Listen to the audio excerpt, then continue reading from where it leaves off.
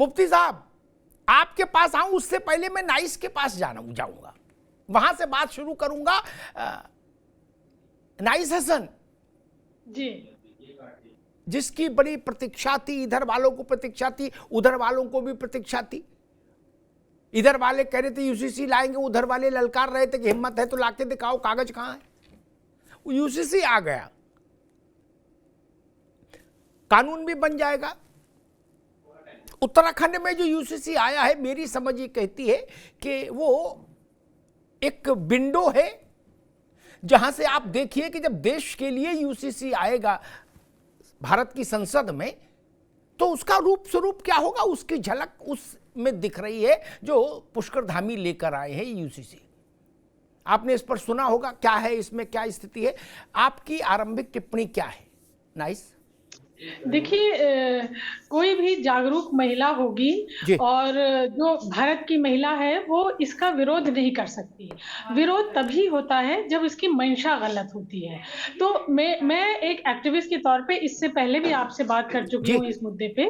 तो मेरा कहना ये है कि अगर कोई कानून, ये पूरी बहस ही महिला ने शुरू की थी और महिला ही इसके केंद्र में थी।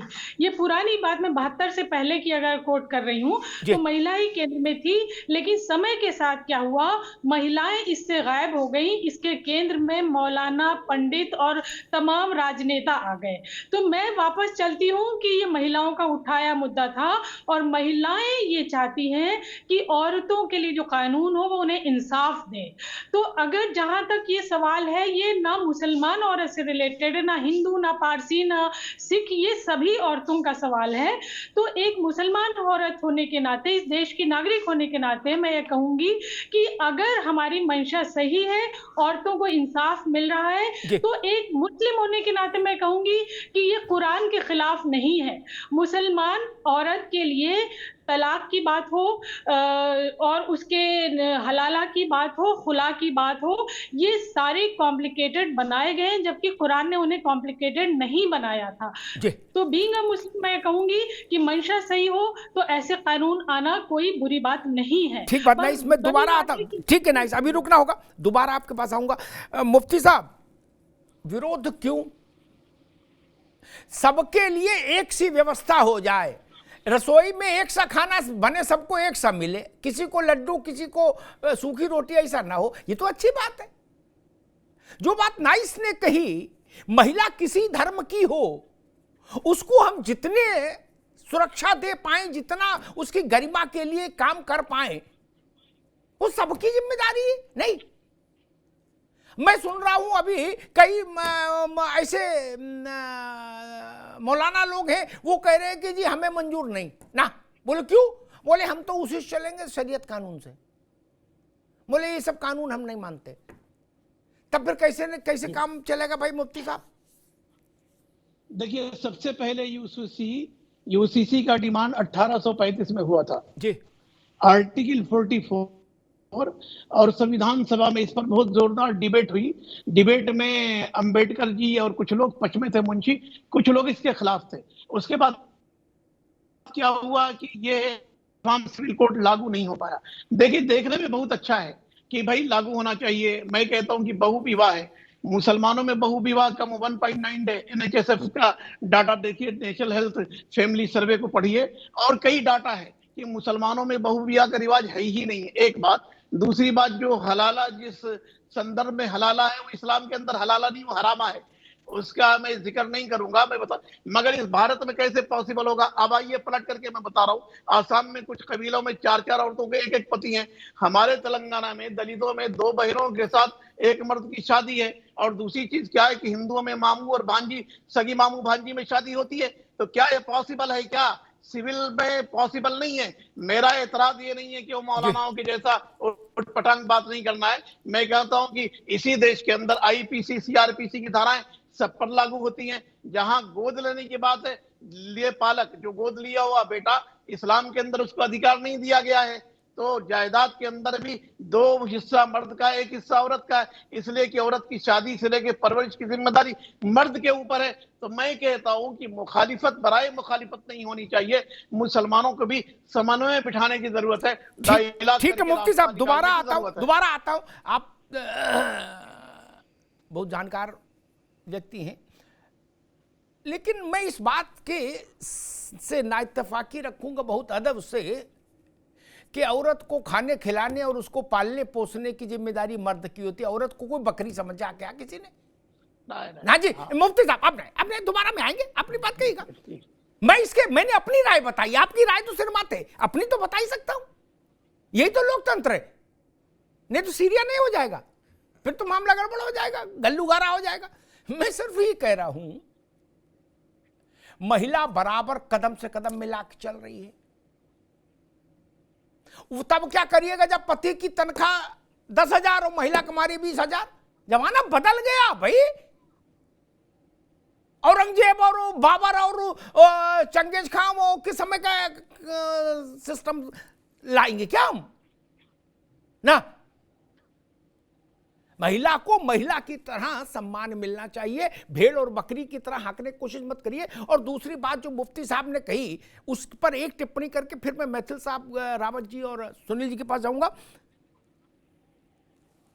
अभी उत्तराखंड में आ रहा है, उत्तराखंड में मैं मुफ्ती साहब को आश्वस्त करता हूं, सबके ऊपर कानून लागू होगा।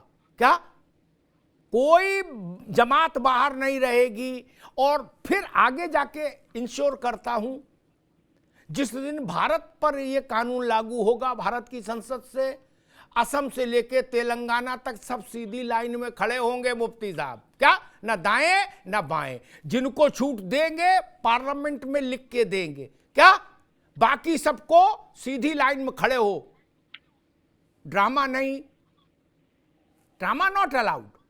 वो वक्त बीत गया, अब सब सीधी लाइन में खड़े होंगे। और जो बात अभी आपने कही वो मैं औरों से भी सुन रहा था, ओवैसी भी उसी को कह रहे हैं। वो कह रहे हैं कि जी हिंदुओं में बहुविवाह ज्यादा है, तो आप लड्डू बांटो, हिंदुओं का बहुविवाह भी बंद करा दिया, लड्डू बांटो। भाई कौशिक जी का भी बहुविवाह बंद करा दिया, रावत जी का भी करा दिया। लो, अब तो कब आपको काय को तकलीफ? कह रहे जी मुसलमानों में तो बहुविवाह है ही नहीं। वहां हमारे यहां जहां हम पहले रहते थे एक अपार्टमेंट में, उसके सड़क पार एक चाय की दुकान थी, वो बालक 3 शादियां कर लिया। क्या? अब मुर्गी अलग पाल रहा और मस्त घूम रहा पान खा के। इसलिए ऐसा ना कहो कि नहीं हमारे यहां तो 0% हो गया। तो ठीक है, फिर हमारे हिंदुओं में मान लीजिए अगर रुक गई तो ताली बजाइए, लड्डू बांटिए। सुनील कौशिक जी गलत तो नहीं कहा? बिल्कुल सही। अगर हिंदुओं के पर रोक लगी है तो फिर आपको क्या तकलीफ? फिर रावत जी परेशान हो, वो हिंदू धर्मगुरु है कि भाई हमारे यहां 4 शादी की छूट दो। कौशिक जी बिल्कुल नहीं, देखिए बिल्कुल एक आधी आबादी की हम बात कर रहे हैं, बड़ा सम्मान के साथ उसको देखा जाता है। आज बराबर की बात की है, न किसी को कम देने की बात, न किसी को ज्यादा देने की बात, धर्म के आधार पर नहीं, जाति के आधार पर नहीं। और दूसरी बात, यूसीसी का कानून लाने से पहले ऐसा नहीं, गहन माइक्रो लेवल पर जाकर के मंथन किया, 2,33,000 लोगों की सहभागिता उसमें रही, 72 से ज्यादा मीटिंगें उसमें हुई, 700 पन्नों से ज्यादा ड्राफ्ट तैयार हुआ है। तो ऐसा नहीं कि केवल राजनीति करने के लिए और ऊपर से उसको थोप दिया गया हो। या तो उसमें 2,33,000 में देखोगे तो 1 लाख से ज्यादा तो मुसलमानों ने उसमें विचार दिए हैं। तो ये नहीं कि मुसलमान पीछे हट गए। और मैं आपकी बात से सहमत हूं, मुस्लिम धर्मगुरु कह रहे हैं कि साहब हिंदुओं में, तो ठीक है, विरोध हिंदुओं की तरफ से होना चाहिए। और दूसरा, जिस आधी आबादी की आप बात कर रहे हैं, समानता पे लाके खड़ा कर रही है कोई सरकार, तो स्वागत होना चाहिए। धर्म के आधार पर क्यों आप बांटने का प्रयास कर रहे हैं? ठीक बात। आपकी बेटी हो सकती है, आपकी बहन हो सकती है, आपकी पत्नी हो सकती है, आपकी मां भी हो सकती है।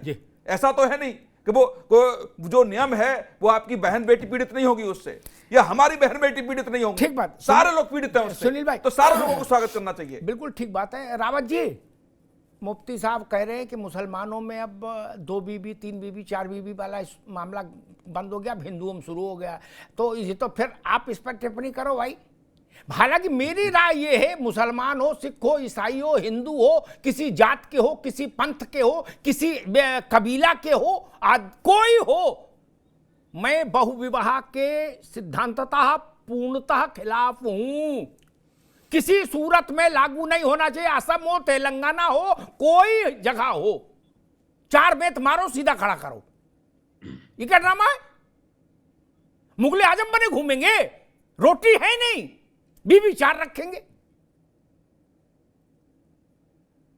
रावत जी। जी अमिताभ जी, मैं यही कहना चाहूंगा, हम हिंदुओं के अंदर जो कुरीति थी, किसी कारण से थी, जब वो बिल आए तो हमने उन सबको बड़े आराम से एक्सेप्ट किया और सबने उनका आदर किया। चाहे वो मामला बहु विवाह का था, चाहे मामला सती प्रथा का था, चाहे या विधवा बाल विवाह, विवाह बहुत का, सारे थे जी, सारे थे, हमने मान लिए।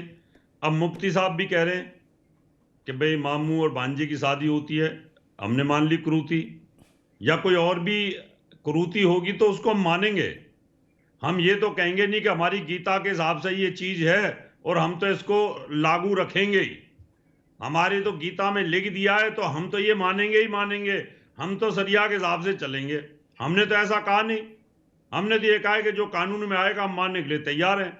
फिर आप क्यों बोलते हो कि शरिया के हिसाब से चलेंगे? जो हमारा लिखा है हम तो उसी हिसाब से मानेंगे।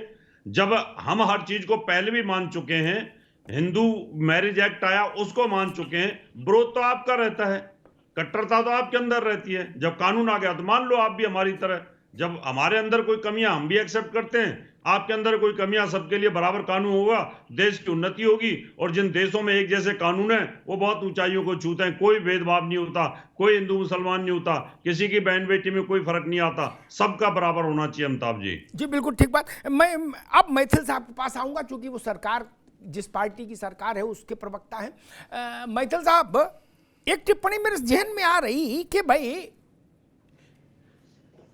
हिंदू कोड बिल आने से पहले और संपत्ति में अधिकार में लड़कियों को भी अधिकार, पिता की संपत्ति में, ये कानून, उत्तराधिकार में ये कानून लाने से पहले जवाहरलाल जी के समय में हमारे हिंदुओं में भी 5000 किस्म की व्यवस्थाएं थी क्या?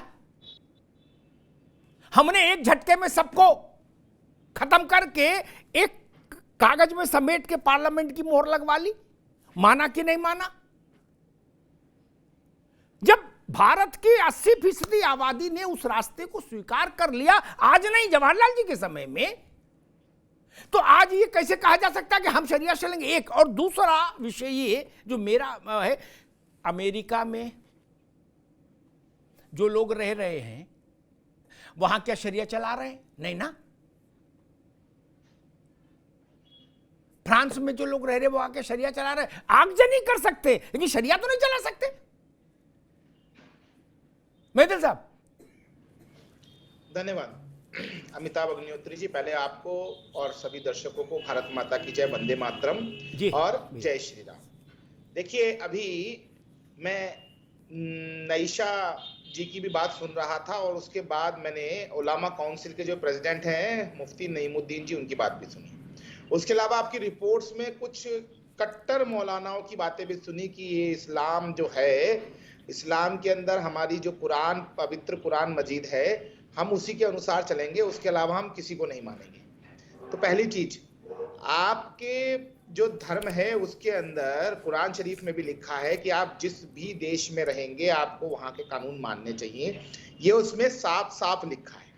दूसरी चीज मैं पूछना चाहता हूं कि अभी मौलाना साहब ने बोला मामू भांजी की शादी होती है, तो जहां तक मैं समझता हूं जो सनातनी हम लोग हैं वहां पर भांजी जो है वो मामा के लिए पुण्य तुल्य होती है। इस प्रकार का फर्जी बड़ा मत पहनाइए।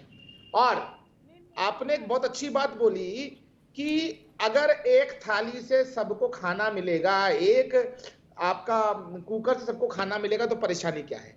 यही तो सोचने का विषय है अमिताभ अग्निहोत्री जी। जिस समय इस देश का विभाजन हुआ था तो विभाजन हुआ था धर्म के आधार पर। अगर मैं कहीं गलत हूं तो आप मुझे करेक्ट कीजिएगा। पाकिस्तान मुसलमानों के लिए और हिंदुस्तान हिंदुओं के लिए। लेकिन उसके बाद जब संविधान सभा जो बैठी उसके अंदर हम लोगों ने सर्वधर्म समभाव की बात की, लेकिन तब भी हमारे संविधान के अंदर सेकुलर शब्द नहीं था, लेकिन उसको कांग्रेस ने इमरजेंसी में गढ़ दिया। एक और बात मैं कहना चाहता हूं, ये एसपीसी से ग्रसित है, स्पेशल प्रिविलेज सिटीजन। के रूप में कुछ लोग अपने हमारे देश के अंदर समझते हैं कि हम स्पेशल प्रिविलेज लेते हैं। उनको धर्मस्थलों में स्पेशल प्रिविलेज चाहिए, सब्सिडी में स्पेशल प्रिविलेज चाहिए, उनको अपने धार्मिक अधिकारों में स्पेशल प्रिविलेज चाहिए, उनको लगता है कि उनके बाप का देश है। लेकिन मैं ये कहना चाहता हूं बहुत जिम्मेदारी से, ये देश सबका है, लेकिन ये उसका नहीं है जो इस देश के कानून नहीं मानता। आपके धर्म में क्या लिखा है क्या नहीं लिखा है ये आपकी धार्मिक बात हो सकती है, लेकिन जो भारत का संविधान है, आर्टिकल 14 ये कहता है कि सबको समानता का अधिकार मिलना चाहिए। ये मेरे संविधान का कहना है और सरकार इस चीज के लिए बाउंड टू एग्जीक्यूट है। और आज एक बहुत बड़ा ऐतिहासिक दिन है कि यूसीसी लाया गया। हम लोगों ने 2 विधान 2 प्रधान 2 संविधान इसको खत्म करने की बात कही थी, हमने वो खत्म किया। इसके अलावा हमने राम मंदिर बनाने की बात कही, वो हुआ। आज हम यूसीसी लेके आए हैं, आगे जनसंख्या नियंत्रण कानून भी लेके आएंगे। ठीक है, मैं इस देश में सबको समान अधिकार है।